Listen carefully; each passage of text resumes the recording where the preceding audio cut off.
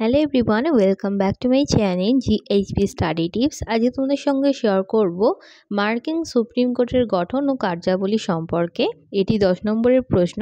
গোটা গঠনটা আর কার্যাবলী সম্পূর্ণটাই তোমাদের সঙ্গে আলোচনা করব মার্কিন সুপ্রিম কোর্টের। যদি আজকে কোশ্চেনটা অবশ্যই ভালো লেগে থাকে তোমাদের, কমেন্ট করে জানাতে পারো, আর ভালো লাগলে অবশ্যই আমার চ্যানেলটাকে সাবস্ক্রাইব করে দিও।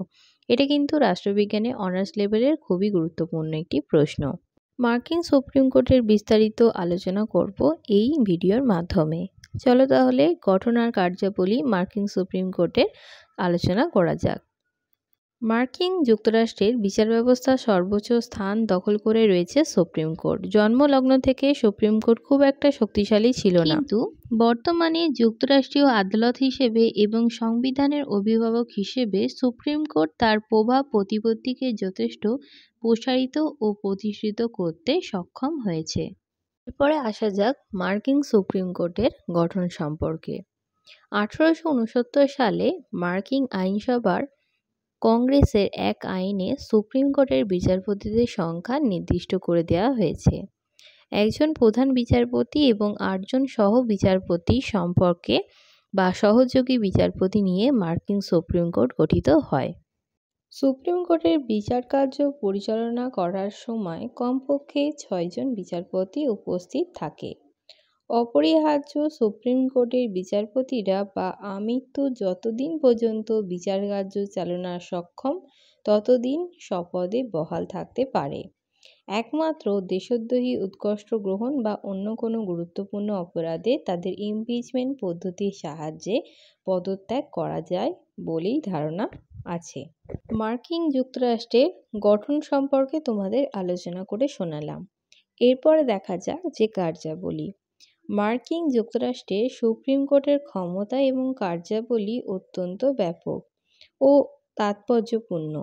ক্ষমতা স্বতন্ত্রীকরণ ও নিয়ন্ত্রণ ভারসাম্যের নীতি বাস্তবায়ন করার উদ্দেশ্যে বিচার বিভাগীয় শীর্ষ আদালত হিসেবে সুপ্রিম কোর্টের হাতে ক্ষমতা প্রদানের ব্যবস্থা করা হয়েছে।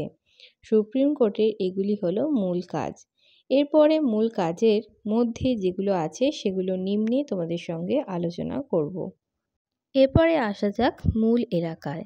সুপ্রিম কোর্টের রাষ্ট্রতন্ত্রের 3(2) নম্বর ধারা অনুসারে যে সকল মামলা রাষ্ট্রদূত, অন্যান্য কূটনৈতিক প্রতিনিধি বা কনস্টেবল জড়িত থাকে, সেই মামলার একটি পক্ষ কোনো অঙ্গরাজ্য বা যেসব মামলা এই বিচার সুপ্রিম কোর্টের মূল এলাকার মধ্যেই হবে। আশা করছি বোঝা যাচ্ছে যে নোটটা আমি কত সহজভাবে সাজিয়েছি। তাহলে মূল এলাকায় কোন কোন কাজগুলো হবে সেটা তোমাদের সঙ্গে বলে দিলাম। 2 নম্বরে আসা যাক আপিল এলাকা। সুপ্রিম কোর্টের আপিল এলাকা বিশেষভাবে গুরুত্বপূর্ণ। নিম্নতম যুক্তরাষ্ট্রীয় আদালত, বিশেষ করে আপিল আদালতের রায়ের বিরুদ্ধে সুপ্রিম কোর্টে আপিল করা যায়।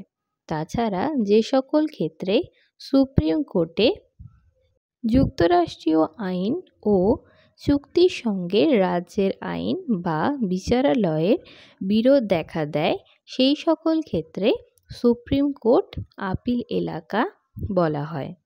3 নম্বরে বলা হয়েছে সাংবিধানিক অভিভাবক এবং ব্যাখ্যাকর্তা হিসেবে সুপ্রিম কোর্ট। সুপ্রিম কোর্ট হলো মার্কিন সংবিধানের চরম ব্যাখ্যাকর্তা। সুপ্রিম কোর্ট সংবিধানকে যেভাবে ব্যাখ্যা করবে বা স্বীকৃতি দেবে, সেই অর্থেই সংবিধান স্থির হবে। সংবিধানের অভিভাবক হিসেবে মার্কিন সুপ্রিম কোর্ট সংবিধানের পবিত্রতা ও প্রাধান্য বজায় রাখার ব্যাপারে ভীষণভাবে সচেতন। কোনো আইন বা শাসন বিভাগ নির্দেশ সংবিধান বিরোধ কিনা তা বিচার করার ক্ষমতা একমাত্র আছে সুপ্রিম কোর্টের। সুপ্রিম কোর্টের এই ক্ষমতাকে বিচার বিভাগীয় পর্যালোচনার ক্ষমতাও বলা হয়ে থাকে। আশা করছি তোমরা বুঝতে পারছো যে এই নোটটা আমি কত সহজভাবে তোমাদের সঙ্গে আলোচনা করছি। এরপরে আসা যাক 4 নম্বর, নাগরিক অধিকার সংরক্ষণে সুপ্রিম কোর্টের ভূমিকা। কেন্দ্রীয় বা রাজ্যের আইনসভার কোনো আইন বা কোনো নির্দেশ নাগরিক অধিকার সমূহের বিরোধী হলে সুপ্রিম কোর্ট সেগুলিকে বাতিল করে দিতে পারে। নাগরিক অধিকার সংরক্ষণের ব্যবস্থা করে যেভাবে মার্কিন সুপ্রিম কোর্ট নাগরিক অধিকার ও ব্যক্তি স্বাধীনতা সংরক্ষণে সুপ্রিম কোর্টের গুরুত্বপূর্ণ ভূমিকা পালন করে থাকে। 5 নম্বরে বলা হয়েছে নীতি নির্ধারণকারী হিসেবে ভূমিকা। কোনো আইন বা প্রশাসনিক নির্দেশ বা চুক্তির বৈধতা বিচারের সময় কোর্ট কেবল ওই সকল বিষয়ের আইনগত বিধি বিবেচনা করে না, সেই সঙ্গে তার উদ্দেশ্য এবং লঙ্ঘন বিশ্লেষণ করে। এইভাবেই সুপ্রিম কোর্টের নীতি নির্ধারণ হিসেবেও ভূমিকা পালন করে মার্কিন সুপ্রিম কোর্ট। 6 নম্বরে বলা হয়েছে যুক্তরাষ্ট্রীয় আদালত হিসেবে ভূমিকা। মার্কিন যুক্তরাষ্ট্রীয় কেন্দ্রীয় সরকার এবং রাজ্য সরকারগুলির মধ্যে বিরোধ বাঁধলে সুপ্রিম কোর্ট তার মীমাংসা করে। সংবিধানের ব্যাখ্যার মাধ্যমে সুপ্রিম কোর্ট ওই দায়িত্ব পালন করে থাকে। তবে অধিকাংশ ক্ষেত্রে সুপ্রিম কোর্ট তার রায় দানের মাধ্যমে কেন্দ্রীয় সরকারের ক্ষমতা ও প্রাধান্য বৃদ্ধিতে সহায়তাও করে থাকে। 7 নম্বরে বলা হয়েছে সংবিধানের বিকাশের সুপ্রিম কোর্টের ভূমিকা। বিভিন্ন ধারা এবং উপধারার ব্যাখ্যা প্রদানের মাধ্যমে সুপ্রিম কোর্ট কার্যত সংবিধানের পরিবারকে প্রসারিত করেছে। সংবিধান সংশোধন পদ্ধতি অত্যন্ত জটিল। সুপ্রিম কোর্টের সংবিধানের ব্যাখ্যা প্রদানের ব্যাপারে সংবিধানকে গতিশীল করে তুলেছে। এরপরে আসা যাক উপসংহার মানে লাস্ট পার্ট। সুপ্রিম কোর্টের ভূমিকা সম্পর্কে অনেক পরস্পর বিরোধী মন্তব্য শোনা যায়। কেউ কেউ বলেন সুপ্রিম কোর্টে দ্বিত্বশালী মানুষদের স্বার্থ সংরক্ষণ করেছে, রাজ্যগুলির পরিবর্তে কেন্দ্রের হাতে বেশি শক্তি প্রদান করেছে বা শক্তিশালী হয়েছে। অপরদিকে বলা হয়েছে অনেক দলের মধ্যেই সুপ্রিম কোর্টের নাগরিক অধিকার এবং স্বাধীনতা রক্ষার অন্যতম রক্ষাকবচ হিসেবে নিজেকে প্রতিষ্ঠিত করেছে। এই পরস্পর বিরোধী মন্তব্য থেকে সাধিত সিদ্ধান্তে পৌঁছানো একটি কঠিন ব্যাপার।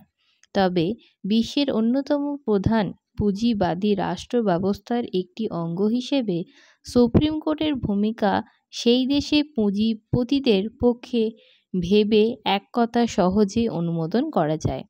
আশা করছি তোমরা এই নোটটা খুব সহজ সরল ভাষায় তোমাদের সঙ্গে শেয়ার করলাম। রাষ্ট্রবিজ্ঞানের অনার্সের ক্ষেত্রে এটি কিন্তু খুবই গুরুত্বপূর্ণ একটি প্রশ্ন, তুলনামূলক যে রাজনীতি আছে সেই চ্যাপ্টার থেকে। মার্কিন সুপ্রিম কোর্ট সম্পর্কে প্রশ্ন কিন্তু 10 নম্বরে তোমাদের সঙ্গে শেয়ার করে দিলাম। আশা করছি তোমাদের এই নোটটা অনেক বেশি হেল্প করবে ভবিষ্যতে স্টাডি বা পড়াশোনার জন্য।